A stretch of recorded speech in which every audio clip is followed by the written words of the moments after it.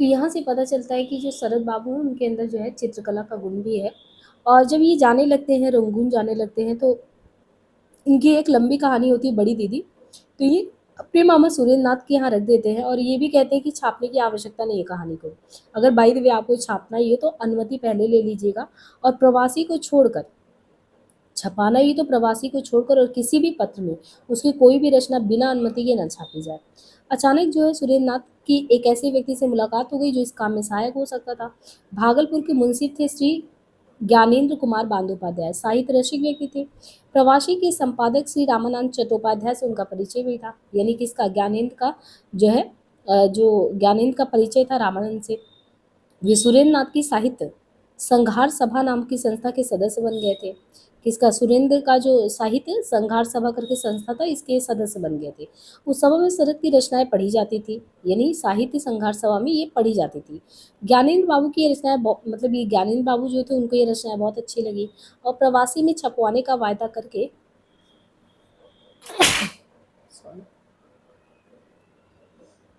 ज्ञानेंद्र बाबू की रचनाएं बहुत अच्छी लगी तो प्रवासी में छपवाने का उन्होंने वादा कर दिया और बड़ी दीदी की नकल प्राप्त कर ली। उन्हीं दिनों जो है श्रीमती सरला देवी चौधरानी भारती निकालती थी। यानी श्रीमती सरला देवी चौधरानी एक पत्रिका था भारती, वो निकालती थी उन्हीं दिनों। लेकिन वो स्वयं अधिकतर लाहौर में रहती थी, इसलिए प्रकाशन समय पे हो नहीं पाता था। उन्हें एक संपादक की जरूरत थी। सहयोग से उनको सौरिंद्र मुखोपाध्याय को इस काम के लिए उन्होंने चुन लिया। वो शरद के मित्र थे सौरिंद्र। बड़ी दीदी की एक प्रति उनके पास भी, सौरिंद्र के पास भी थी। उन्होंने ये प्रति सरला को पढ़ने के लिए दी। पता नहीं ज्ञानेंद्र बाबू ने इस प्रवासी से छपवाने का उसे प्रबंध किया या नहीं, पर सरला देवी उसे इतनी ज्यादा पढ़ के उनका मन प्रफुल्लित हुआ। पढ़कर वे मुग्ध होकर बोली, चमत्कार, इसे भारती में तो छपने के लिए दे देना चाहिए।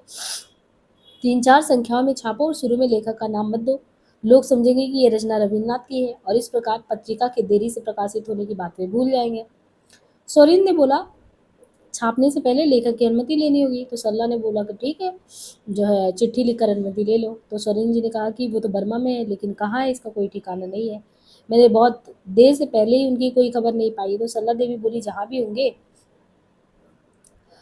होंगे छपने पर किसी न किसी से इसकी चर्चा सुन ही लेंगे। क्या बिना अनुमति के छापने का दायित्व तुम नहीं ले सकते? सौरीन गर्व से भर उठे, बोली, क्यों नहीं ले सकता?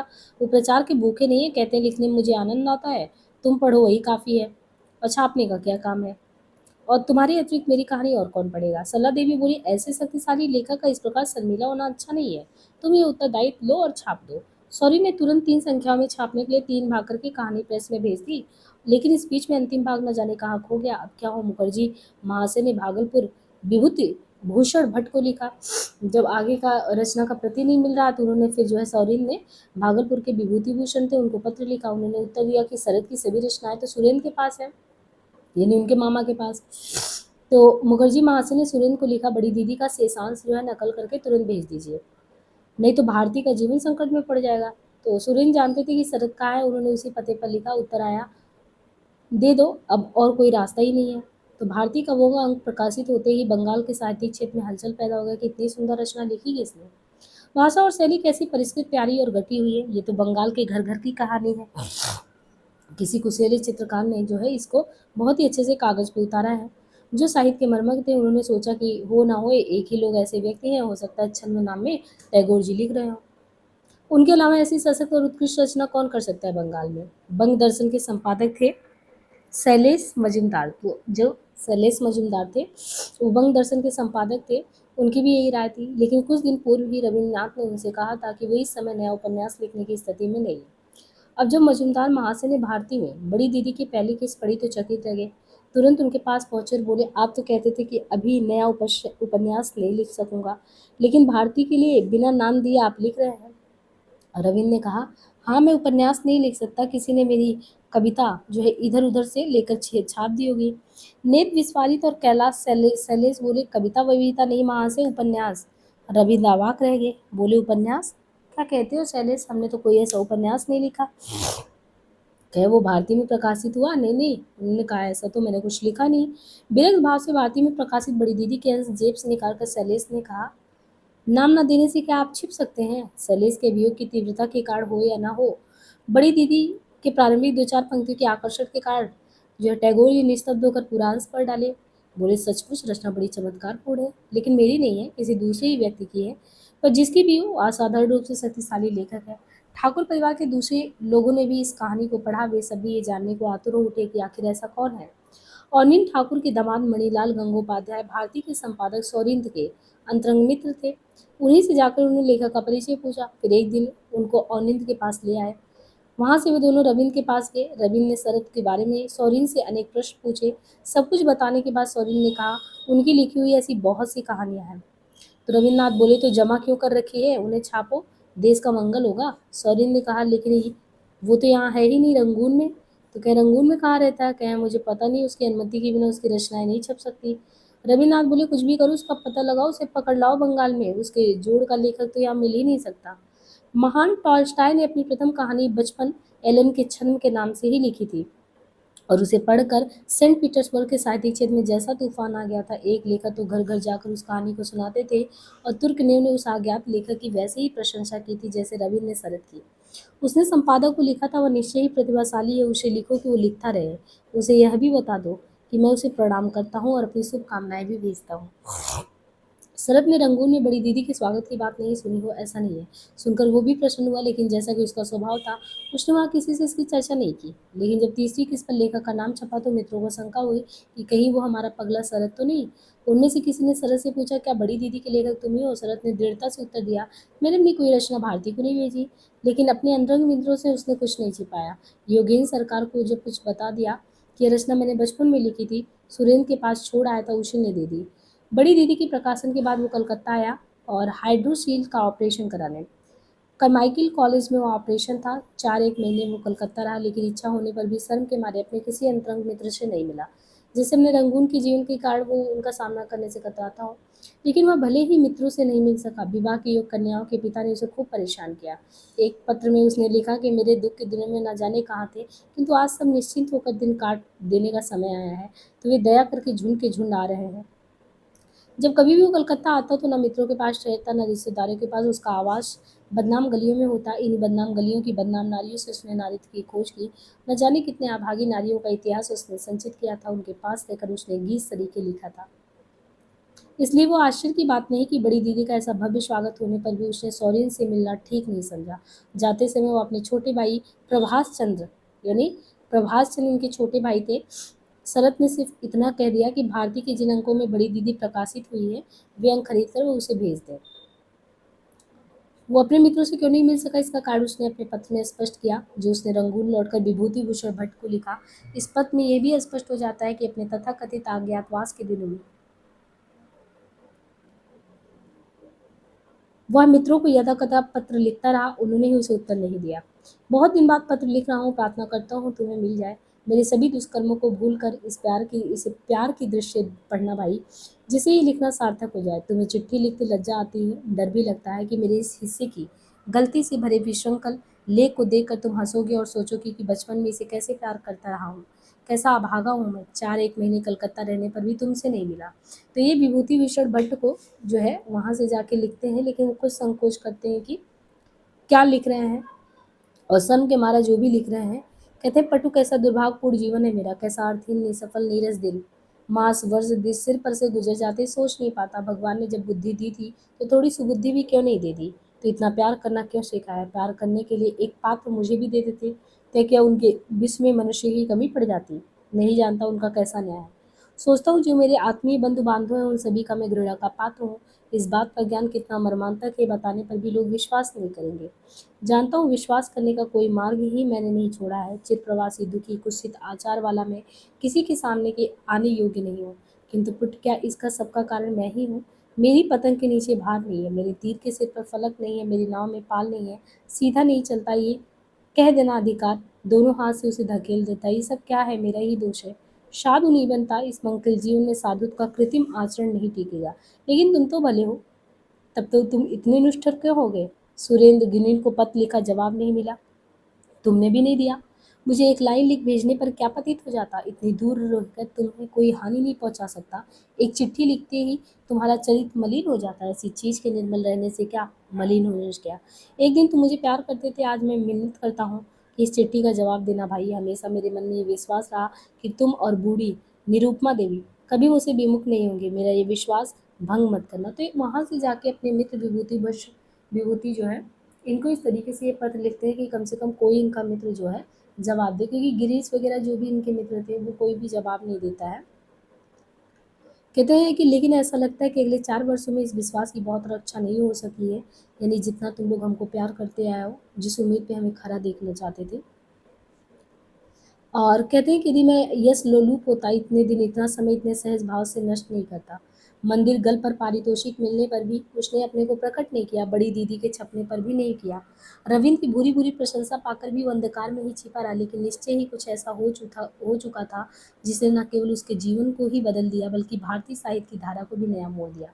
जनमन को अभिभूत कर देने वाली एक जीवंत सृजनात्मक शक्ति, मानव की अभिव्यक्ता को रूप देने वाला एक महान लोकप्रिय कथा शिल्पी, क्या सचमुच उसका जन्म हुआ होता यदि सौरिंद्र मोहन ने भारती में बड़ी दीदी को प्रकाशित नहीं किया होता? ये कल्पना करना कठिन नहीं है कि यदि ऐसा ना होता तो अपने को छिपाने की प्रवृत्ति में वो सिद्धहस्त था। मतलब वो शरद के अंदर इतनी कला थी, वो किसी के सामने फिर भी अपने आप को प्रकट नहीं करते थे, ये बहुत बड़ी बात होती है।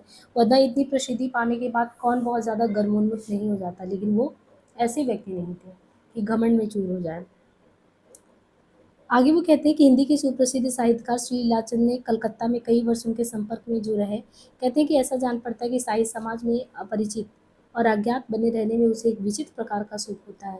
उसके अंतर में कुछ ऐसी ग्रंथियां थी कि जिनके कारण वो अपने जीवन काल में ख्याति का सामना करने से कतराता था और लिखता चला जाता था। उसकी मृत्यु के बाद उनका प्रकाशन हो, तब एक स्वर्गीय लेखक की रचनाओं के भीतर से बोलने वाली महान आत्मा समस्त लेखों पर हावी हो जाए। शायद इसलिए लिखना उसका किसी दिन नहीं रुका, धीमी गति से वो पर निरंतर लिखता रहा। फिर भी उसके वर्मा के साथियों में बहुत कम लोग जानते थे कि सरस सचमुच एक सुंदर लेखक है।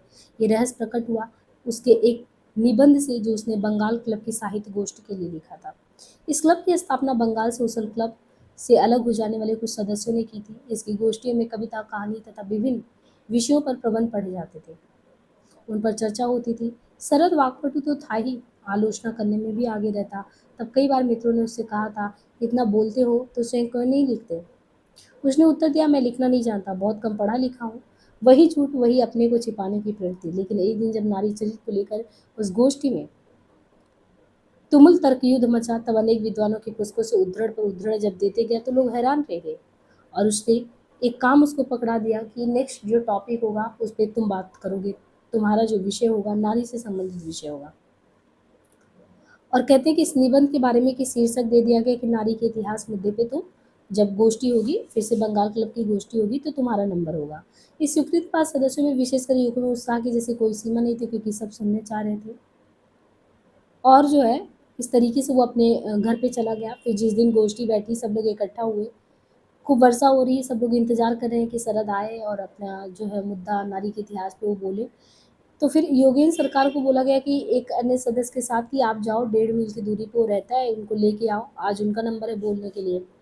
और वो उनके घर पे पहुंचते हैं तो बहुत पुकारने पर एक व्यक्ति बाहर आता है, तो सरकार वो कहते हैं सरकार ने कहा है कि क्या शरद अंदर नहीं है? तो उस व्यक्ति ने पूछा, आप कौन है, कहाँ से आए हैं? तो सरकार ने कहा, यानी योगेंद्र सरकार ने कहा, हम बंगाल क्लब से आए हैं, आज शरद को वहाँ जो है कुछ कहना है। पूरी बात सुने बिना वो व्यक्ति अंदर जाता है, दोनों सदस्य चकित रह गए, लेकिन वह कुछ करते इससे पूर्व भी वो व्यक्ति बाहर आता है, उसके हाथ में नत्थे की कागज का ढेर था। सरकार को कागज देते हुए उसने कहा, बाबू विशेष काम से बाहर गए हैं, सभा में नहीं आ पाएंगे, मुझे ये कागज दे के गए। प्रबंध का रूप देखते ही दोनों सदस्य घबरा गए, छोटे छोटे अक्षरों में लिखा हुआ मानो महाभारत। लौट कर उन्होंने सभा में इस बात की सूचना दी। निश्चय हुआ कि यदि शरद नहीं आया है तो उनका ये निबंध कोई पढ़ेगा, लेकिन पढ़े कौन? अक्षर यद्यपि सुंदर थे, फिर भी इतने छोटे थे और कागज इतने ज्यादा थे कि उनको पढ़ने के लिए कोई हाँ बोल ही नहीं रहा था। अंत में ये भार योगेंद्र सरकार को ही उठाना पड़ा। सुना गया कि शरद ने निबंध इसी शर्त पर लिखा था कि वो स्वयं उसे नहीं पढ़ेगा, वो पढ़ ही नहीं सकता था, रास रास कोटेशन से भरे हुए। उस निबंध को पढ़ने में योगेंद्र को पूरे 2 घंटे लगे, लेकिन जब वो निबंध पूर्ण हुआ तो सभा स्तब्ध रह गई। भाषा ऐसी ललित शैली, ऐसी मोहक विषय वस्तु का निरूपण ऐसा सहज और तर्कसम्मत, ऐसा मौलिक और गंभीर कि सबने मुक्त कर्ण से प्रशंसा की। उसकी बचपन की रचना बड़ी दीदी प्रकाशित हो ही चुकी थी, लेकिन उसकी सहज प्रतिभा और प्रौढ़ रचना कौशल का वास्तविक परिचय पहली बार हुआ। उसके चित्र देखते देखते एक दिन योगेंद्र ने एक पांडुलिपि खोज निकाली। मोटे पेलेट की कापी पर मोतियों जैसे अक्षरों में 8-9 अध्याय लिखे हुए थे। नाम था चरित्रहीन। पढ़ना शुरू किया तो छोड़ते ही ना बना। रविंद्र के गोरा को छोड़कर ऐसी सुंदर रचना उन्होंने नहीं पढ़ी थी। अभी कुछ दिन पहले ही तो उसका प्रकाशन हुआ था। उन्होंने यह भी देखा कि उस पांडुलिपि के प्रथम पृष्ठ पर कुछ व्यक्तियों के नाम हैं। पूछा, ये कौन है? शरत ने उत्तर दिया, भागलपुर में हमारी एक साहित्य सभा थी, उसी के ये सदस्य हैं। उन्हीं में से सौरिंद मुखोपाध्याय की कहानियों का एक संग्रह शेफाली के नाम से प्रकाशित हो चुका था। योगेंद्र ने उसकी बड़ी प्रशंसा की तरफ शरद ने कहा, हाँ हाँ, वो खूब मिलता है, और तुम उससे पूछोगे तो वह मुझे अपना गुरु बताएगा। सरकार ने कहा, ठीक है, किंतु ऐसा लगता है कि अब शिष्य ने गुरु को पराजित कर दिया है। हंसकर शरद ने जवाब दिया, मैं भी एकदम खराब नहीं लिखता, लिखूं तो बहुतों से अच्छा लिख सकता हूँ। योगेंद्र जानते थे कि अंतर में जो आग है वो बहुत दिनों तक दबी नहीं रह सकती, इसलिए वे उसे बराबर प्रोत्साहित करने और उकसाने लगे। उसी का परिणाम था कि नारी का इतिहास। बंगाल में कुल त्याग करने वाली भिन्न भिन्न जिलों की 700 कितने बंगाल में जो कुल से त्याग करने वाली भिन्न भिन्न जिलों की कुल कितनी 700 अभागिन नारियों के करुणी जीवन की कहानी थी इसमें। नाम, पते, उम्र, जाति, परिचय, कुल त्याग का संक्षिप्त विवरण। नारी की यौन जीवन के रहस्य और उनके दैवीय और मानवीय अगोचर विचित्र नारियों के संबंध में गंभीर विवेचन, अनुशीलन, सत्य का उद्घाटन। इसके लिए उसे देश विदेश के इतिहास और साहित्य का मंथन करना पड़ा था। अपने इस संग्रह के संबंध में बहुत दिन बाद उसने लिखा, इस बात को असंदिग्ध रूप से जान सका कि जो कुल त्याग करके आती हैं उनमें 80% प्रायः सधवाएं हैं, विधवाएं हैं बहुत ही कम। पति के जीवित रहने से ही क्या, कड़े पहरे रखने से ही क्या, और विधवा होने से भी क्या। अनेक दुखों से नारी अपना धर्म नष्ट करने के लिए तैयार होती है, और जिसलिए होती है वो पर पुरुष का रूप नहीं, किसी विभत्स प्रवृत्ति का लोभा भी नहीं। जब वे अपनी इतनी बड़ी वस्तु को नष्ट करती है तो बाहर जाकर किसी आश्रय वस्तु को पाने के लोभ से नहीं, सिर्फ किसी बात से अपने को मुक्त करने के लिए इस दुख को सिर पर उठा लेती है। लेकिन साधारण लोग ये मानने को तैयार ही नहीं कि शरद जैसा कलर्क पश्चिम के दर्शन शास्त्रियों का अध्ययन भी कर सकता है। इसलिए जब भी वो गंभीरता से बातचीत करता तो वे कुछ न समझ पाने और मजाक उड़ाने लगते, अरे ये क्या शरद चाटू जी, जाने ये क्या बकता रहता है। वे कुछ भी समझते हो, पर वो खूब पढ़ता था। मील स्पेंसर कांड उसको बहुत प्रिय थे। स्पेंसर की सहज सरल अभिव्यक्ति पर वो मुग्ध था। मानता था कि सत्य की सहज उपलब्धि के बिना अभिव्यक्ति सहज नहीं हो सकती। डिस्क्रिप्टिव सोशियोलॉजी का उसने खूब अध्ययन किया। उपन्यासकार डिंकेस का वह अभी बहुत प्रशंसक था। टॉल्स्टॉय भी डिफेंस को प्यार करते थे, और दोनों का ऐसा करने का कारण भी एक था। टॉल्स्टॉय ने अपनी डायरी में लिखा था, लेखक की लोकप्रियता की पहली शर्त वह प्यार है जो अपने द्वारा सृजित चरित्रों के प्रति करता है। इसलिए तो डिकेंस के चरित्र तमाम विश्व के समान मित्र हैं। शरत अमेरिका और रूस के मनुष्य को एक करने वाले इन्हीं चरित्रों की तलाश में था। डिकेंस के अलावा टॉल्स्टॉय तथा जोला और हेनरी वुड भी उसके प्रिय रहे थे, लेकिन रवीन्द्रनाथ के प्रति उसकी भक्ति की सीमा नहीं थी। उनसे बड़ा कोई कवि है ये मानने को वो तैयार नहीं था। कहता था, दूसरे कवियों का जैसे होने की चेष्टा की जा सकती है, पर रवि बाबू देखो तो उनकी यह कविता, ऐसी सुंदर कविता कोई कर सकता है? जीवते यत पूजा हल ना सारा, जानी है जानी ताओ हरियाण हाक, जे फुल ना फूट दे छिरछे धरड़ी, जे नदी मर मुथे हरालू धारा, जानी है ताओ है यानी हारा, जीवने आजू रह पीछे, जानी है जानो तो है नहीं पीछे। पढ़ते पढ़ते उसके नैन भीग आए और बोला, कविता के मूल में कल्पना होने से ही वो महान नहीं हो जाता, सत्य की उपलब्धि भी होनी चाहिए, तभी साहित्य की सृष्टि होती है। सरकार ने कहा, बहुत से लोग कहते हैं कि रवि बाबू की कविता बहुत कठिन है। शरद बोला, ये तो ठीक है, परंतु सहानुभूति की उष्मा से जो वस्तु क्लिष्टता को सरलता में बदलती है, उसकी उपलब्धि अंतर से ही हो सकती है। नहीं तो कविता को समझने की चेष्टा विडम्बना मात्र है। कविता ऐसी हो जो पढ़ने सुनने में सुंदर लगे, एक बार सुनने पढ़ने मात्र से तृप्ति ना हो, जिसमें ऐसा गहरा भाव हो जो सहज धारणा से परे हो। नहीं तो तुम ही मान लो धक्का, आमी मान लो ठेला, ऐसे क्या कविता कहते हैं? ये तो उनसे मानवंशी मोहन के ओहे तालगाम छ तुम्ही तेम छे जैसी कविता हो जाएगी।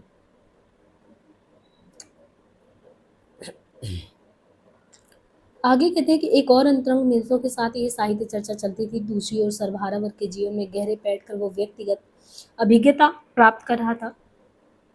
इन्हीं में से उसने अपने अनेक पात्रों को खोजा था। जब वो असहाय और निराश्रित अपने इन देशवासियों को देखता तो कातर हो उठता। उन्हें हीन काम करते देखकर उसका आत्माभिमान जाग उठता। यथाशक्ति वो उनकी हेल्प करने की कोशिश करता। देश लौट जाने के लिए स्वयं टिकट खरीद कर कभी कभी जहाज पे बैठा देता। अनेक जो बेपदगा नारियां हैं उनको उसने इसी प्रकार सहायता की। कैसे कैसे चरित्र उसके जीवन में आए उन दिनों। खाने पीने की तो कोई सुविधा थी नहीं। चाय के प्याले पी पी कर वह दिन भर दिन बिता सकता था। लेकिन एक दिन सहसा घर के पास रहने वाले एक ब्राह्मण पुजारी से उसकी भेंट हो गई। धीरे धीरे वो परिचय इतना घनिष्ठ हो उठा कि पुजारी ने उसे कहा, दादा आपको खाने की बड़ी असुविधा है, तब क्यों नहीं आप हमारे घर खाते? उन्होंने कहा नहीं नहीं, उन्होंने कहा नहीं खाना है। उन्होंने कहा मुझे कोई असुविधा नहीं है। लेकिन पुजारी का आग्रह निरंतर बढ़ता ही गया। आखिर उस परिवार के स्नेह निमंत्रण को वह स्वीकार नहीं कर सका।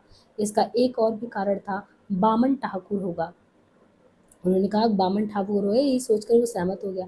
लेकिन अचानक एक दिन उस घर में एक असभ्य घटना घट गई। शरत नहीं जानता था कि घर में जो नारी खाना बनाती वो बामन ठाकुर की पत्नी नहीं रक्षिता है। उस नारी का नाम है हरिमती। शरद बाबू का वह बहुत आदर करती थी हरिमती जो थी। उस दिन न जाने किस बात को लेकर दोनों में झगड़ा हुआ कि बामन ठाकुर गले का जनेऊ कमर में बांध कर हठात आसन से उठ खड़े और बोले, देखो तो दादा, माघी का कांड इस छोटी जात का दिमाग। वह अपना वाक्य पूरा भी नहीं कर पाए थे कि हरिमती भभक उठी। शीघ्रता से उसने भात की हांडियां चूल्हे पर रखी, सिर पर कपड़ा लिया और दरवाजे की आड़ में खड़े होकर बोली, सा सावधान, छोटी जात का कौन है तू? तो मैं नहीं। खबरदार जात को लेकर बात की। तू सोचता है कि मैं बाजारू औरत हूँ कि जो बोलेगा मान लिया जाएगा? मैं वैष्णवी हूँ। तेरे जैसे छोटी जात के ब्राह्मण बहुत देखे हैं। मुंह संभाल कर बात कर, न खाने को देता न पहनने को। उस पर डींग मारता है इतनी लंबी। फिर जो वाक युद्ध शुरू हुआ, अंत में सरस समझ गया कि वे लोग बेहद गरीब हैं और वामन ठाकुर का बर्ताव हरिमत के साथ बहुत अच्छा नहीं है। परिश्रम कर करके खिलाते खिलाते वो बीमार रहने लगी। उम्र भी काफ़ी हो गई है। उसे बहुत दुख हुआ। उसने झगड़ा समाप्त कराने का प्रयास किया लेकिन वह सफल नहीं हो सकी। इसी प्रश्न को लेकर उसकी वामन ठाकुर से काफ़ी तेज कार सुनी हो गई। और उसके बाद उसने जो है हरमती को खर्चा देना बंद कर दिया।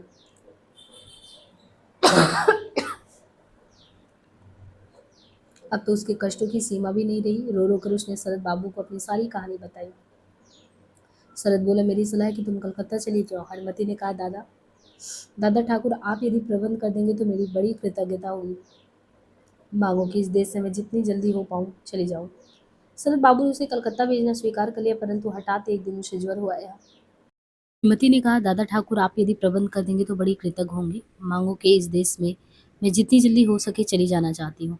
शरद बाबू ने उसे कलकत्ता भेजना स्वीकार कर लिया, परंतु हठात एक दिन उसे ज्वर हो गया और 24 घंटे के भीतर ही उसके प्राण मुक्त हो गए। डॉक्टर ने आकर बताया कि प्लेग है। शरद मुसीबत में फंस गया। प्लेग का नाम सुनकर कोई पास नहीं आया। किसी तरह शराब पिला पिलाकर उसने 4-5 व्यक्तियों को तैयार किया और तब कहीं जाके हरमती का अंतिम संस्कार हुआ। मिस्र पल्ली में ऐसी कहानियों का कोई अंत नहीं था और किसी न किसी मार्ग से होकर शरद उनसे जा ही जुड़ता। वो होम्योपैथिक दवाइयाँ भी बाँटता था। डॉक्टर के रूप में भी वो दौड़ा-दौड़ा शरद बाबू के पास आया और रोता हुआ बोला, यानी पड़ोस में मिस्त्री की स्त्री थी, उसको तेज़ ज्वर हुआ तो वो दौड़ा-दौड़ा आया और शरद से बोला कि जो है दादा ठाकुर, बहू को बहुत तेज़ बुखार है। आप चलकर देख लीजिए। सदा की तरह होम्योपैथी का अपना बॉक्स उठाया और शरद जो है चल पड़ा। उसे सचमुच ज्वर के कारण संज्ञाहीन थी, लेकिन भाग्य की बात की दवा होने पर उसकी संज्ञा लौट आई और ज्वर भी धीरे-धीरे उतर गया। उसी क्षण से वह स्त्री उन्हें बाबा कहकर पुकारने लगी। धीरे-धीरे यह स्नेह संबंध प्रगाढ़ से प्रगाढ़तर होता गया। लेकिन हठात एक दिन शरद बाबू ने सुना कि दोनों में कुछ झगड़ा हो गया और झगड़ा काफ़ी तीव्र है। शरद ने मिस्त्री से पूछा, मैंने तुम्हारी स्त्री को कभी जोर से बोलते हुए नहीं सुना, आज क्या हो गया? मिस्त्री बहुत क्रोधित हुआ, बोला, आप तो सब कुछ जानते हैं बाबा ठाकुर। मैंने इस मांगी को शमशान से लौटाया कि नहीं? न इसे खाने का कष्ट, न पीने का, पहनने का। अच्छे कपड़े मिलते लेकिन फिर भी रात दिन झिकझिक करती रहती। अगर ऐसा ही करना था तो मेरे साथ कंठी बदल क्यों की? अपनी स्त्री को दोष लगाते हुए मिस्त्री को शरद ने कभी नहीं देखा था। अब एकाएक इतनी बड़ी बदनामी उसके सिर पर लाद दी गई। तब भला वो कैसे चुप रह सकती थी? सिर पर कपड़ा डालकर वह आड़ में आकर खड़ी होगी और तीव्र स्वर में बोली, बाबा ठाकुर के सामने तुमने मेरे बारे में बहुत कुछ कहा। अपने को भद्र व्यक्ति बता रहे हो और मेरा सर्वनाश करके मेरे ही सिर पर दोष लगा रहे हो। वह तो मौसी थी, नहीं तो मुझे कल तुम मार ही बैठते। भला मैं तुम्हारी मार क्यों खाऊं? बार बार मुझे कहते हो निकल जाओ। मैं क्या कुछ समझती नहीं? वो तो कहनी ही होगी, और कहना भी क्या। मेरा गहना गांठा और कलकत्ते का खर्च पत्तर तो मुझे दे दो और अपनी मांगी को लेकर जहाँ जाना है जाओ। बहुत सह चुकी, अब और मुझ में नहीं सहा जाता। मेरा सब कुछ तो तुमने ले लिया, अब बाहर निकालता है। तेरी जैसे छोटी जात वाले के ऊपर झाड़ू मारती हूँ। तो वो कहता है कि तेरे जैसे छोटी जात वालों के ऊपर झाड़ू मारती हूँ। कलकत्ता में भीख मांग कर खा लूंगी। वो कहती है कि फिर कहती है अंदर से कि मैं कलकत्ते में भीख मांग कर खा लूंगी, अब और नहीं सहूंगी। आज ही इसी समय मुझे सब कुछ चाहिए। कह देती हूँ, अब मेरा सर्वनाश कर दिया, लेकिन अभी भी चंद्र सूर्य प्रकाशित है। भगवान करे रात बीते बीते तेरा सर्वनाश देखूं। ये कहकर बहू कपड़ा मुंह में देकर फूट फूट कर रोने लगी। शरद ने उस समय किसी तरह समझा बुझाकर उन्हें शांत किया। और जो यहाँ पे जो मिस्त्री कारखाने में था, यानी जब उन्होंने इस तरीके से दोनों के बीच इस तरीके से चलने लगा, तो उन्हें भी समझ में नहीं आता कि इनको शांत कैसे कराएं। और फिर कहते हैं कि किसी तरीके से जो है शांत कराया, लेकिन फिर लौट कर शरद यहाँ नहीं आए। एक-एक करके कई दिन बीत गए और इस बीच में शरद ने सब कुछ पता लगा लिया कि बहू का इस कांड में कोई अपराध नहीं था। मिस्त्री की विवाहिता पत्नी भाई के पास आकर ठहरी थी। मिस्त्री की जो विवाहिता पत्नी थी, वो भाई के पास आकर ठहरी थी, उसी को लेकर ना जाने वो कहाँ चला गया। और शरद बाबू ने तब उससे कहा, तुम कलकत्ता चली जाओ। वो बोली, कलकत्ता जाकर अब मैं क्या करूँगी दादा ठाकुर, मेरे लिए तो काशी-वासी ठीक है। शरद ने उसे काशी भेज दिया। इन कहानियों का कोई अंत नहीं था और ये भी नहीं था कि वो केवल सर्वहारा वग में ही रुचि लेता था। कष्ट में पड़े अपने मित्रों को सहायता करने से भी वो कभी पीछे नहीं हटा। एक मित्र थे, श्री सुरेंद्रनाथ मन्ना करके इनके मित्र थे। कहानी बताते हैं कि दोनों ही एक घर में रहते थे। गाने बजाने का शौक था, विशेषकर संकीर्तन में उनकी रुचि थी। सरस सुर योजना करता और वो गाता था। उनका अपना एक संकीर्तन दल था। एक दिन अचानक सुरेंद्र की नौकरी छूट गई। करे तो क्या करे, बहुत प्रयत्न करने पर उसे पता लगा कि नामटू गोल्ड माइन में नौकरी मिलने की संभावना है। शरद ने कहा, तुम फौरन नामटू चले जाओ। कई दिन बीत गए लेकिन सुरेंद्र नहीं जा सका। शरद ने पूछा, तुम वहाँ क्यों नहीं जा रहे? पहले तो वह कुछ झिझका, फिर उसने कहा, कैसे जाऊं उधर ठाकुर, पास में एक भी तो पैसा नहीं है। होटल के खाने का पैसा देना है, मित्रों से उधार ले रखा है वो भी चुकाना है। सुरेंद्र ने सहसा कुछ जवाब नहीं दिया, साधारण किरानी ही तो था। लेकिन दूसरे दिन सुरेंद्र को उसने बुलाया। बोला, नामटू जाने का रास्ता जानते हो? पहले मांडले जाना होगा, फिर लांसियों के मार्ग पर नामियो आएगा, वहां से गोल्ड माइन की ओर एक गाड़ी जाती है। वो मुसाफिरों को नहीं ले जाती, लेकिन तुम्हारे पास तुम्हारे मित्र का जो पत्र है वो उन्हें दिखाओगे तो वो तुम्हें ले जाएंगे। भाड़े में कुल 15 रुपए खर्च होते हैं, वो मैं तुम्हें देता हूँ, तुरंत चले जाओ। सुरेंद्र को ऐसा विश्वास नहीं आया, फिर बोला, दादा ठाकुर मुझे कर्जा भी तो चुकाना है। शरद ने कहा, उसके बारे में चिंता मत करो, मैं सब चुका दूंगा। और देखो, वहाँ सर्दी बहुत पड़ती है, कपड़ों की जरूरत भी होगी तो मुझे लिखना। फिर पैसे लेकर कहा, गाड़ी सवेरे ही जाती, तुम निश्चिंत होकर चले जाओ। वो चला गया, लेकिन शायद वो नहीं जानता था कि किराए के पैसे देकर शरद के पास उस दिन एक भी पैसा नहीं बचा। केवल एक प्याला चाय पीकर ही वो दफ्तर चला गया था और रात को एक कटोरा दूध पीकर ही उसने गुजारा था। योगेंद्र ने नारद मुनि का चित्र बनाते शरद को देखा था।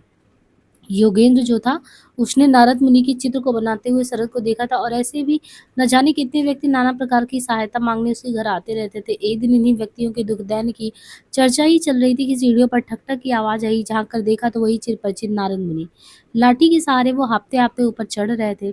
शरद तुरंत दौड़ कर नीचे गया और बड़े प्यार से सहारा देकर ऊपर ले आया। उसका परिचय देते हुए उस दिन योगेंद्र से कहा, वो व्यक्ति सचमुच ही भगवान की दया का पात्र, प्यार के कारण कोई याद अपना सब कुछ लुटाकर राह का भिखारी हो सकता है, तो इसकी कहानी सच ही है। पुरोहित को बुलाकर, शंख बजाकर और मंत्र पढ़कर इसने विवाह किया था या नहीं, ये तो ये जाने या इसकी अंतर्यामी आत्मा। लेकिन वो कोई भी प्लेग में मर गई। उसी क्षण इसका दिमाग भी खराब हो गया। डॉक्टर का खर्चा भी क्या कम हुआ, 300-400 से अधिक ही हुआ होगा। फिर भी यदि पत्नी बच जाती तो कोई बात नहीं थी। इसलिए मैं कहता हूँ कि ये सचमुच भगवान की दया का पात्र है।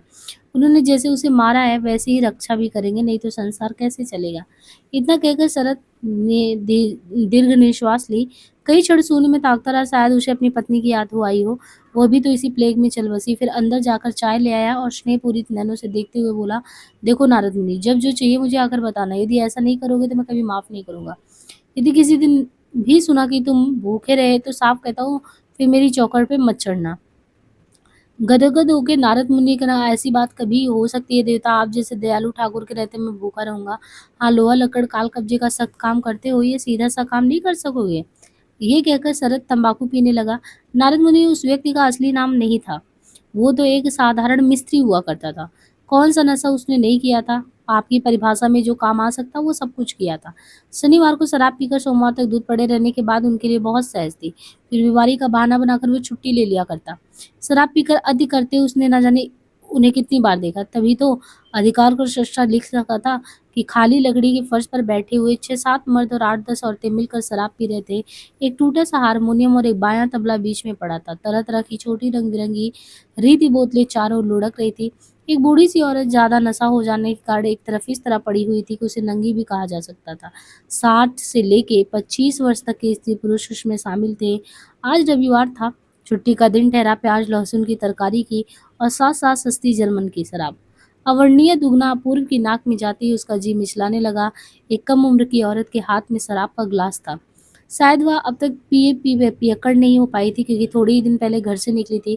उसने बाएं हाथ से अपनी नाक दबाकर बड़ी मुश्किल से शराब का गिलास अपने मुंह में उड़ेला और तख्तों के सन में से लगी बार बार थूकने लगी। एक मर्द ने जाकर झटपट उसके मुंह में तरकारी ठूस दी। एक भारतीय स्त्री को अपनी आंखों के सामने शराब पीते देख अपूर्व एकदम हक्का बक्का सा ये हो गया। लेकिन शरत हक्का-बक्का नहीं हुआ क्योंकि वो जानता था कि ये लोग उससे अलग कहाँ थे और इसलिए मानता था कि भलाई करना अगर संसार में कोई शब्द है, तो उसकी अगर कहीं ज़रूरत तो यहीं पर है। जब लोग अति करके अपना जीवन नष्ट करते हैं, तो उससे घृणा नहीं की जा सकती, प्यार से उन्हें समझाया ही जा सकता है। एक दिन योगेंद्र के सामने ऐसा ही एक व्यक्ति बीमार होने की बात कहकर छुट्टी की अर्जी लिखवाने आया। शरत ने सदा की तरह अर्जी लिख दी और वो चला गया। तब योगेंद्र ने शरत से पूछा, बीमारी के कुछ लक्षण हो तो दिखाई नहीं देते हैं। शरद हंस पड़ा, बोला हो तो दिखाई दे। शनिवार की संध्या को सिर पर भूत सवार होता है, फिर 2-3 दिन उसी के अधीन रहते हैं। बहुत समझाता हूँ, धमकी देता हूँ कि यदि इस शनिवार को भी भूत चढ़ा तो मैं स्वयं जाकर तुम्हारे साहब को बता दूंगा, तब तुम्हारी नौकरी भी चली जाएगी। उस समय ये लोग तरह तरह की कसम खाते हैं, कहते हैं अब नहीं पियेंगे, कभी नहीं पियेंगे, माँ बाप के रक्त के समान, ये वो सब नहीं। चकित होकर सरकार ने कहा, ऐसे लोगों के बीच में आप क्यों रहते हैं? जैसे किसी ने तीव्र आक्रमण कर दिया। शरद ने आंखें उठाकर सरकार की ओर देखा, वे डबडबा आई थी।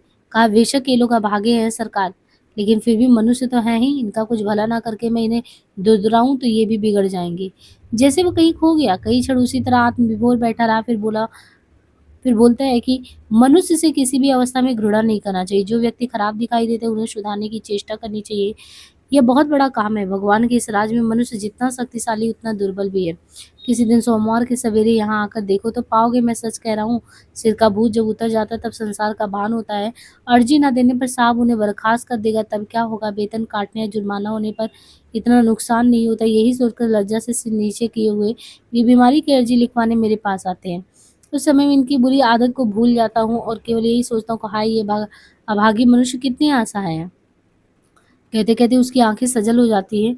वो क्रोध नहीं करता हो तब भी बात नहीं, लेकिन घृणा तो कभी नहीं करता, क्योंकि वह मानता था कि बुद्धि और हृदय की विशालता के मामले में शराब पीने वाले न पीने वालों से छूट रहे हैं। ये किसी भी तरह सही नहीं है। इसलिए वे लोग उसका सम्मान करते थे और उसे बामुंदा कहते थे। यानी शरद को ये लोग क्या कहते थे? बामुंदा कहते थे। उनके साथ मिलकर उसने एक संकीर्तन दल का गठन किया। यद्यपि उसका मन अभी तक ईश्वर के अस्तित्व को पूरी तरह मान नहीं पाया था, तो भी उनके दुर्गुण छुड़ाने के उद्देश्य वो खूब कीर्तन करने लगा और रामकृष्ण मिशन के उत्सव में भाग लेने लगा। क्या ये आश्चर्यजनक नहीं लगता कि जो स्वयं शराब पीने और नाना प्रकार के दूसरे गुनाह करने के लिए बदनाम हो, दूसरों को ये दुर्गुण छुड़ाने का प्रयास करे? अपने मित्रों को समय समय पर लिखे गए पत्रों में उसने अपने इन दुर्गुणों का रस ले लेकर बखान किया और इसी के आधार पर बहुत से लोगों ने बहुत सी अविश्वसनीय घटनाओं की सृष्टि कर ली। लेकिन ये सब अतरंजित ही नहीं, झूठ भी है। सत्य केवल इतना ही लगता है कि उसके अंतर में कई शरत आसन जमाए बैठे थे और इसलिए वह अपने चारों ओर एक रहस्यमय वातावरण बनाए रखता। अपने को छिपाए रखने और उपचेतना में कुंडली मार के बैठे हुए समाज से बदला लेने की भावनाओं से ये सब काम करवाती थी। वह कुछ है, यही वो बताना चाहता था, अन्यथा फीकर माताल होते शायद किसी ने उसे देखा हो। 50 वर्ष बाद उसके एक साथी के छोटे भाई ने कहा था, उस दिन वे बहुत देर से लौटे, मेस के द्वार बंद हो चुके थे, बार बार पुकारने पर भी किसी ने उधर कान नहीं किए। आखिर मैंने ही द्वार खोला। वे अंदर आए, शायद बहुत पुकारने से उनका जी खराब हो गया था। उन्हें क्या हो गई थी, उन्होंने पी रखी थी, वो होश में थे। बड़े प्यार से उन्होंने मुझसे कहा, कनिष्ठ तुम ही बस मुझे प्यार करते हो। पीते और लोग भी हैं, वो भी पीता था, लेकिन इसी कारण लक्ष्य भ्रष्ट वो कभी नहीं हुआ। उसका सबसे बड़ा अपराध यही था कि वह तथाकथित छोटे और चरित्रहीन लोगों के बीच में रहता था। यही नहीं, अवसर पाकर वो जावा, सुमात्रा, बोर्नियो आदि तत्कालीन बदनाम द्वीपों में घूमने निकल जाता और वहाँ के लोगों के बीच में उनका होकर जीवन को जीता। इस प्रवृत्ति के कारण उसने बहुत कुछ खोया पर बहुत कुछ पाया भी। शरीर एकदम जर्जर हो गया, परंतु अभिज्ञता का कोश जो है वो बढ़ता गया और ये अभिज्ञता प्रकट हुई श्रीकांत में और चरित्रहीन में और उन अनेक कहानियों में जिन्होंने उस युग के मानव का मन मोह लिया था। और आज भी क्या वह उस मोह से मुक्ति पा सका है? आगे ये कहते हैं कि शांति के मृत्यु के बाद शरद ने फिर विवाह करने का विचार नहीं किया। यानी शांति जो थी, इनकी पत्नी शांति का जब देहांत हो गया, इसके बाद इन्होंने विचार ही नहीं किया कि हमको विवाह करना है। आयु काफी हो चुकी थी, यवन आपदाओं विपदाओं के चक्रव्यूह में फंसकर प्राय नष्ट हो गया था। दिन भर दफ्तर में काम करना, घर लौट कर चित्र बनाना या लिखना, लेकिन सभ्य समाज में उसको लेकर जो नाना प्रकार की भ्रांतियां थी वो तो प्रचलित थी। उनमें एक ये भी था कि शरद नीच जात की एक स्त्री के साथ रहता है। एक कहता उस स्त्री का नाम विराज बहू है, दूसरा कहता उसका नाम नयन तारा है, तीसरा कहता नहीं शशि तारा। तो आरोप लगता है कि विराज के साथ रहता है, कि नयन के साथ, कि शशि तारा के साथ। और भी कई नाम थे, लेकिन किसी ने उसके घर जाकर वास्तविकता जानने का प्रयास नहीं किया। भद्र लोग एक चरित्रहीन के घर जा भी कैसे सकते थे? कार्यवश किसी को जानना ही पड़ता तो वो बाहर बैठक में रहते और फिर चले आते। उस बार माघोत्सव के अवसर पर कीर्तन के लिए मृदंग की आवश्यकता हुई तो एक सहकर्मी उनसे मृदंग लेने आया। अब ये वाक़या भी बड़ा दिलचस्प है कि मृदंग लेने वहाँ से आए और अंदर आए तो जैसे ही उन्होंने द्वार का दरवाज़ा खटखटाया, अंदर आए, इससे वो पूर्व कभी शरद के घर नहीं गया था। उस दिन जाने पर उनका बड़ा स्वागत हुआ। कहा, मैं आपकी क्या सेवा कर सकता हूँ? बंधु बोले, ब्रह्म समाज के उत्सव के अवसर पे मृदंग की ज़रूरत आ पड़ी है। क्या आप दे सकेंगे? शरद ने उत्तर दिया, हाँ, हाँ, ये जो टंगा है वो आपके लिए ही है। बंधु बोले, क्या कोई व्यक्ति यहाँ से इसे ले जाने के लिए भी मिल सकता है? उस दिन रविवार था और वहाँ की जो स्थिति थी उसमें उस समय किसी व्यक्ति का मिल पाना कठिन था। शरद कुछ उत्तर दे पाता कि भीतर से एक नारी कंठ ने उलाहना दिया, जो भक्त है उन्हें मृदंग उठाने के लिए किसी की हेल्प की ज़रूरत है, यानी सहायता की ज़रूरत है। ये बड़ा तीव्र व्यंग्य था। बंधु ने उस चोट को अनुभव किया। निश्चय ही इसे स्वयं उठाकर ले जाऊँगा, उन्होंने कहा। वो मृदंग लेकर चले गए और साथ ही ये जानकारी भी कि शरद के घर में एक नारी है जो धर्मप्राण जान पड़ती है। वो नारी प्रचलित अर्थों में उनकी पत्नी नहीं थी। हिंदू रीति से बारात चढ़ाकर वह अग्नि के चारों ओर फेरे देकर उन्होंने उनसे विवाह नहीं किया था, लेकिन वह उनकी जीवन संगनी निश्चित ही थी। बंगाल से जो कृष्णदास अधिकारी नाम के व्यक्ति जो थे बंगाल से कृष्णदास अधिकारी नाम के व्यक्ति रंगून पैसा कमाने के लिए आए थे। वो मेदिनीपुर जिला के रहने वाले थे। उनके साथ उनकी कन्या भी थी। नाम था उसका मोक्षदा। तो यहाँ पे जो है शांति के बाद जो जीवन में मोक्षदा आती है, तो आती ही मोक्षदा उस कन्या के साथ कोई ना कोई प्रवाद जुड़ा ही रहता था। क्या था, इसकी कल्पना अनेकों ने अनेक प्रकार से की थी, पर वो मात्र कल्पना ही है, सत्य नहीं। फिर वह सुंदर जरा भी नहीं था। न दूध जैसा रंग, न चित्रांकित नैन, पर अंगों की सुडोलता अद्भुत थी। वृष्ट से भीगे थी और बहुत ही मतलब स्नेहमयी थी।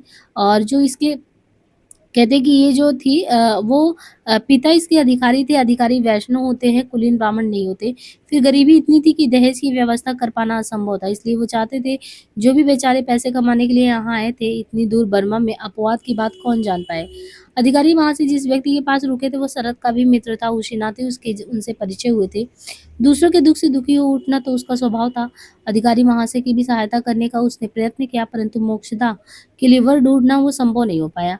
एक दिन कृष्णदास ने शरद से कहा कि लड़की सयानी हो गई है, मैं इसे अकेले लेकर कहाँ घूमता फिरूं? गरीब ब्राह्मण हूँ, यदि आप अनुग्रह पूर्वक इसे ग्रहण कर लें तो मेरा बड़ा उपकार होगा। शरद इसके लिए तैयार नहीं हो सका। लड़की को वो जानता था, उसके लिए कुछ करना भी चाहता था, लेकिन वो विवाह करने की स्थिति में नहीं था। तो अचानक उसको ये याद आया। अचानक जो है वो मतलब देखा कि वो जो है बीमार हो गई है। बीमार तो वो सदा ही रहती थी, लेकिन स्वतंत्र और दायित्वहीन जीवन में खाने-पीने की व्यवस्था जैसी थी, तो वैसी उसके यहाँ पे थी नहीं। और बर्मा ठहरा मलेरिया और प्लेग का घर। बर्मा में जो है एक बीमारी ये फैली रहती कि मलेरिया और प्लेग का घर। और उसका जोर तेज होता चला गया। उस समय मोजदा ने बंगाली नारी के आंतरिक स्नेह के साथ उसकी देखभाल की। यानी जो है शरद को उसके पिता ने विवाह के लिए कहा था, लेकिन विवाह के लिए शरद तैयार नहीं होते, बोले कि हम कोई वर ढूँढ देंगे। और उसी बीच जब शरद बीमार हो गए तो देखा मोक्षदा जो कि बंगाली नारी के आंतरिक स्नेह के साथ इतना देखभाल की, हमेशा सिरहाने बैठी रहती, उनका हाल-चाल पूछती और मतलब बहुत सेवा करने के बाद जो है कौन, शरद जो है ठीक हो गए।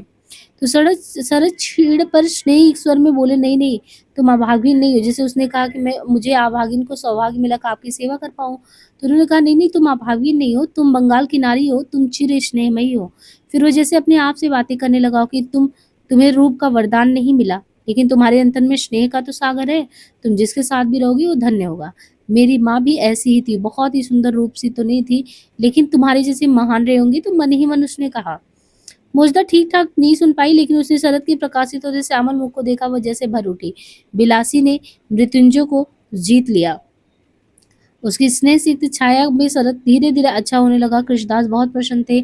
उन्हें जैसे विश्वास हो चला था कि अब उनके कष्ट दूर हो गए। लेकिन शरद फिर भी विवाह के लिए राजी नहीं हुआ। तब एक दिन कृष्ण ने कहा, यदि आप मुझसे से विवाह नहीं करना चाहते तो मुझे कुछ धन दे दीजिए, जिससे मैं देश लौटकर इसका विवाह कर सकूँ। शरद के पास इतना पैसा भी नहीं था, वो अधिकारी महाशय की सहायता नहीं कर सके। लेकिन तभी एक दिन क्या देखते हैं कि बिना कुछ कहे कृष्णदास अधिकारी मोक्षदा को उसी के पास छोड़कर भारत चले गए। अब क्या करे वो? अब मोजदा अत्यंत कातर हो उठी। शरद भी उद्विग्न हो गया। फिर उसने मोजदा को सांत्वना दी। कहा, तुम्हें दुखी होने की आवश्यकता नहीं है, जब तक कोई और प्रबंध ना हो तुम यहाँ रह सकती हो। और मोजदा शरद के पास रहने लगी और उसको लेकर एक बार फिर नाना प्रकार के प्रवाद प्रचलित हो गए। एक दिन शरद ने कहा, चलो मैं तुम्हें कलकत्ता छोड़ आता हूँ। लेकिन कहना जितना सरल था, मोजदा को छोड़ना उतना ही कठिन। बचपन से ही जो दूसरों के लिए प्राण संकट में डालता है, वो कैसे इस निरीह लड़की को छोड़ दे। इसलिए एक दिन लौटकर शरद ने मोजदा से कहा, आज मैंने तुम्हारे लिए एक वर ढूंढ लिया है। मोजदा हठात शरद की ओर देखती रह गई, फिर उसकी आंखें भर आई, बोली, इस तरह की बातें करते हुए आपको अच्छा लगता है? शरद ने कहा, ना, ना, मैं परिहास नहीं कर रहा हूँ, सच में देखा हूँ। तो मोजदा बहुत विस्मित हो गई, अटक अटक कर उसने कहा कि मैं इस बारे में कुछ नहीं जानती। वो व्यक्ति कौन है? बिना जाने उसके बारे में मैं क्या कह सकती हूँ? सरन ने शरारत से मुस्कुराते हुए कहा, तुमने उसे देखा है? उसने कहा, क्या? कहा, हाँ, बहुत बार देखा है। तो मोजदा के मस्तिष्क में प्रकाश उभरने लगा, फिर भी अनजान बने रहते हुए उसने कहा, मैं कुछ नहीं जानती। शरद बोला, मुझे नहीं जानती? मोजदा ने एकाएक दृष्टि उठाकर शरद की ओर देखा। अविश्वास और विस्मय से भरी वह दृष्टि शरद के अंतर में भर आई। फिर सहसा भरी हुई बदली की तरह वह नीचे झुकी और शरद के चरणों को जो है कि मतलब कि वो शरद के चरण को पकड़ ली। लेकिन बीच में ही शरद जो है रोक कर कहा कि क्या तुम्हें वह व्यक्ति स्वीकार है? मोजदा ने अब भी कोई जवाब नहीं दिया, वो उसी तरह नीचे झुकी रही। इसके बाद कहने को कुछ शेष था नहीं। शैव रीति से यानी मोक्षदा से जो विवाह हुआ था, वो शैव रीति से विवाह कर लिया। शायद वो कहानी राई रत्ती इसी तरह नहीं घटी हो, कैसे घटी हो कोई नहीं जानता, पर ये सच है कि यह विवाह समाज और कानून सभी प्रकार के विवाहों से किसी प्रकार कम नहीं था। लेकिन जब तक गाजे बाजे के साथ विधि विधान से विवाह संपन्न ना हो तो उसको माना नहीं जाएगा, स्वीकृति नहीं मिलती। सर्वहाराओं के बीच रहने वाले शरद ने तो स्वीकार कर लिया था। उसने मोजदा से कहा, आज से तुम जो है हिरणमयी हुई, तुम खरे सोने के समान हो, उस पर कभी भी किसी प्रकार का मैल नहीं जम सकता। तुम्हारे अंतर के उज्जवल रूप को मैंने देख लिया, वो मेरी शक्ति बनेगा। मालती से सुरेंद्र भी तो यही कहता है। मालती से जो है मालती जो है उससे सुरेंद्र क्या कहता है? मालती से सुरेंद्र भी तो यही कहता है, तुमसे विवाह कर लिया, इतने दिनों में आज तुम मेरी स्त्री हुई, अब तुम कहीं भाग नहीं सकोगी। जो माला आज मैंने पहनाई उसके बंधन को जन्म जन्मांतर में भी तुम खोल नहीं सकोगी। शुभदा शुभदा। और उस दिन हिरणमयी ने कानून सम्मत पत्नी ना होते हुए भी जो है उस दिन जो है हिरणमयी जो है, जो कि कानून सम्मत पत्नी ना होते हुए भी पतित्व के दायित्व को पूर्ण रूप से ओढ़ लिया। मन का ये मिलन ही सच्चा विवाह है। विवाह मंत्र चाहे भाषा में पढ़े जाए या संस्कृत में से क्या होता है, इस दुनिया में स्त्री पुरुष के ऐसे मिलन हुए जिन्हें किसी भी तरह पवित्र नहीं कहा जा सकता। उन सब मिलनों को भी समाज ने स्वीकार किया था और विवाह के मंत्रों से पवित्र भी कर दिया था। इसलिए हिरणमयी देवी मंत्र दीक्षित पत्नी तो नहीं हुई। क्या हुआ, समाज ने उन्हें पत्नी की प्रतिष्ठा नहीं दी तो उसे क्या फर्क पड़ता है? शरद के प्रति उनके हृदय में आदर भक्ति और श्रद्धा का जो प्यार था वो तो पहले ही से ही था। पहले से ही उनके मन प्राण से जो है आप्लावित थे। और एक बार फिर जैसे उसके लिए जीवन के अर्थ बदल गए, यानी शरद अब खुश रहने लगा। उसने बना बनाकर प्रेम कहानियां प्रचारित करने की आवश्यकता, अब जो एक प्रसंग फैला रहता था उसके बारे में अब वो नहीं रहा। न जाने कितनी ऐसी कहानियां स्वयं उसने अपने बारे में प्रचारित कर दी थी। उसका आवारा कथाकार उसके बैरागी मन को अक्सर पराजित कर देता था। सोच कर देखे तो दोनों का एक समान आधार भी तो था, वो था अंधकार। वैष्णवी श्रीकांत श्रीकांत जो है इनका जो है उसमें जो श्रीकांत पात होता है, तो वही कह रहे हैं कि वैष्णवी श्रीकांत से कहती है ना, तुम्हारा यह उदासीन वैरागी मन जगत में इससे बढ़कर अहंकार से भरा हुआ और कुछ भी है क्या? श्रीकांत चतुर्थ पर में कुछ दिन पूर्व अपने मित्र विभूति भूषण भट्ट को उसने एक पत्र में लिखा था कि मैं 1.5 वर्ष तक एक नारी के साथ घर बसाकर रहा हूँ। कैसा असीम आघात पड़ रहा था वो। लेकिन एक दिन मधुर झगड़ा हुआ और इससे पहले कि मान भंजन हो पाता, मेरी उस प्रेमिका ने एक दूसरे सुपात्र के गले में जयमाला डाल दी।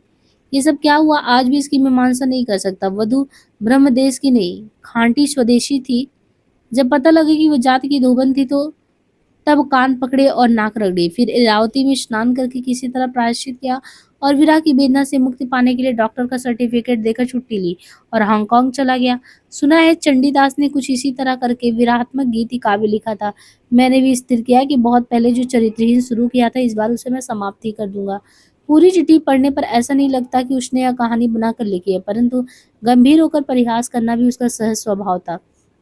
यदि 18 महीने के इस प्रणय में जरा भी सच्चाई होती तो गिरिनाथ सरकार, जिन्होंने अनेक संभाव्य असंभाव्य रोचक कथाओं का वर्णन किया है, इस सत्य कथा को नहीं छोड़ते। इसलिए ऐसा लगता है कि कैसौर्य की प्रेमिका नीरदा की भांति ये सारी कथा एक रोमांचक कल्पना मात्र है।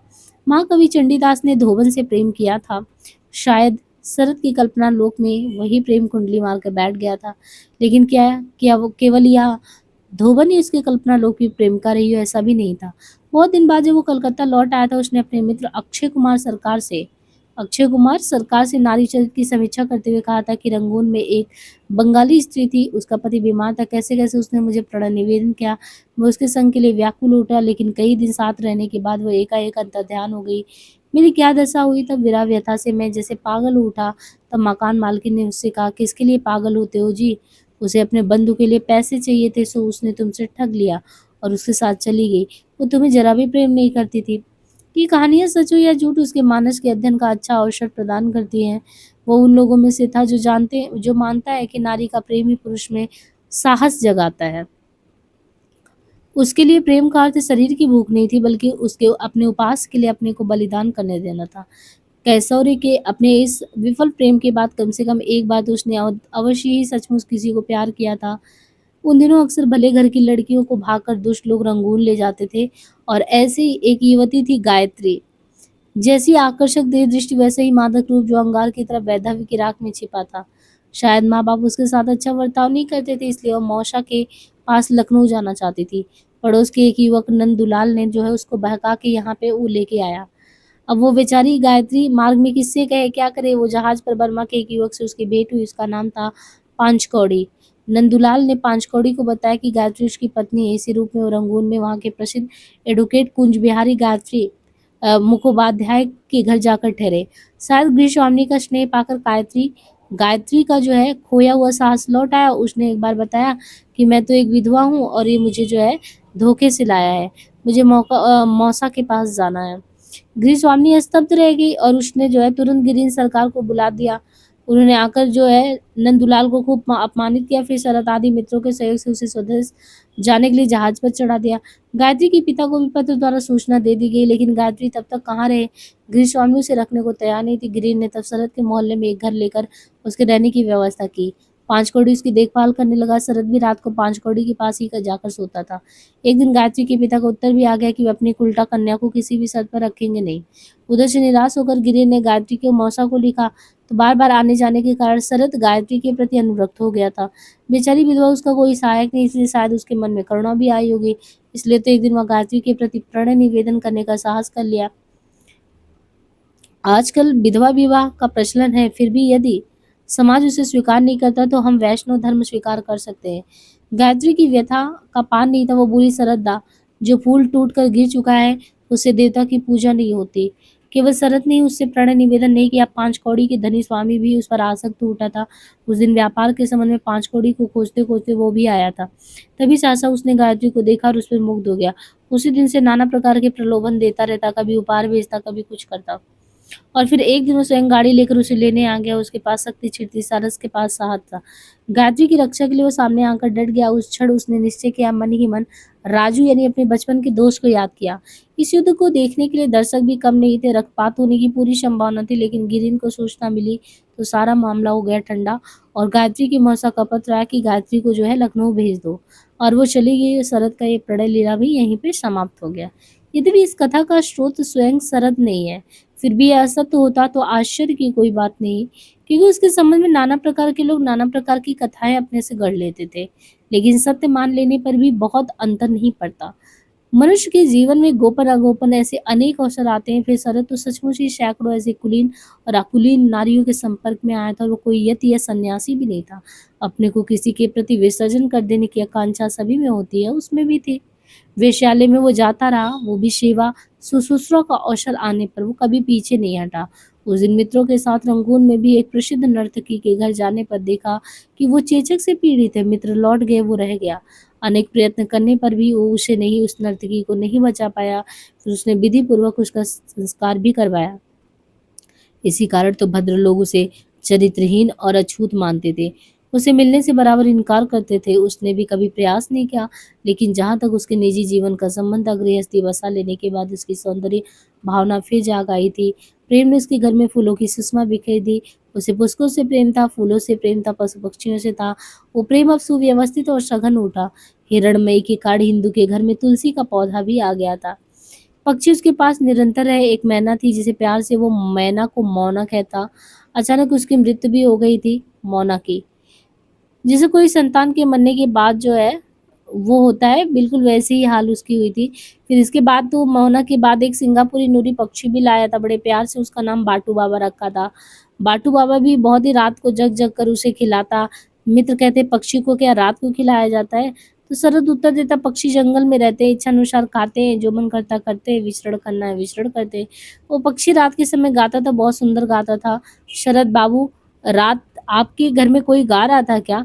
वो पक्षी गाता था सखी रे की आर बोली आमी, बड़ा मधुर गाता था। शरद हँसकर बोलता, "अरे वो बाटू बाबू गाता है।" तो सब कहते, "बाटू बाबू कौन है?" शरद बाबू उत्तर देते, "मैं हूँ।" तब बाटू बाबा चिल्लाता। शरद ने उसके लिए चांदी का एक खंभा, सोने की जंजीर और पैरों की इष्टप्रंगदार सोने के कड़े बनवा दिए थे। अपनी सैया के पास उसके सोने के लिए व्यवस्था कर देता। सारी चीज़ें ऐसी ही होती। या बाटू बाबा जैसा प्यारा था वैसा ही दुर्दांत भी था। शरद जब उसकी चोंच छू लेता गदगद हो उठता, बहुत ही मतलब अच्छा था। एक तरीके से वो द्वार रक्षक जैसे कुत्ते होते हैं उसी की तरह सतर्क भी रहता था।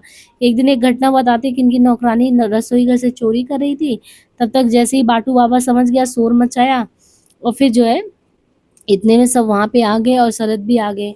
लेकिन बाटू बाबा ने उसे भागने नहीं दिया। तभी शरद लौट आया, नौकरानी को रंगे हाथ पकड़ लिया।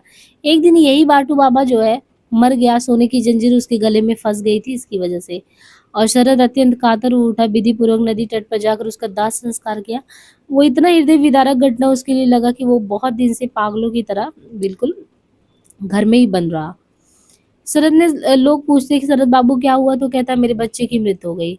उसने एक कुत्ता भी पाला था, ठेठ देसी, उस पर बेहद बदसूरत, असभ्य, लेकिन एक फकीर ने हिरणमयी देवी से कहा था इस कुत्ते को पालने से तुम लोगों का भाग्य चमक जाएगा। कुत्ते के कारण हो या किसी और कारण, भाग्य तो सचमुच चमक आया था। इसलिए बहू ने बड़े प्यार से उसका नाम रखा था वंशीवदन, यानी जो कुत्ता था उसका नाम वंशीवदन रखा। लेकिन प्यार क्या इतना सुंदर नाम की अपेक्षा रखता है? कोई छोटा सा अटपटा नाम ही प्यारा का प्रतीक होता है, प्यार का। इसलिए शरद ने उसका नाम रखा भेली, यानी वंशीवदन नहीं अच्छा लगा तो कुत्ते का नाम भेली रख दिया। इस पर उसके प्यार की कोई सीमा नहीं थी। उसके अंतर में जो असीम स्नेह भरा हुआ था वो निरंतर मार्ग ढूंढता ही रहता। दुनिया संपन्न और सुंदर को प्यार करती है, पर उसके मन ही मन निश्चय किया कि वो उन्हीं को प्यार करेगा जो सर्वहारा है, जो असुंदर है, यानी जिनको लोग नहीं प्यार करते। शरद ने कहा कि जिनको लोग ये दुनिया नहीं प्यार करती है हम तो उन्हीं को प्यार करेंगे। तो हम मिलते हैं नेक्स्ट पार्ट में।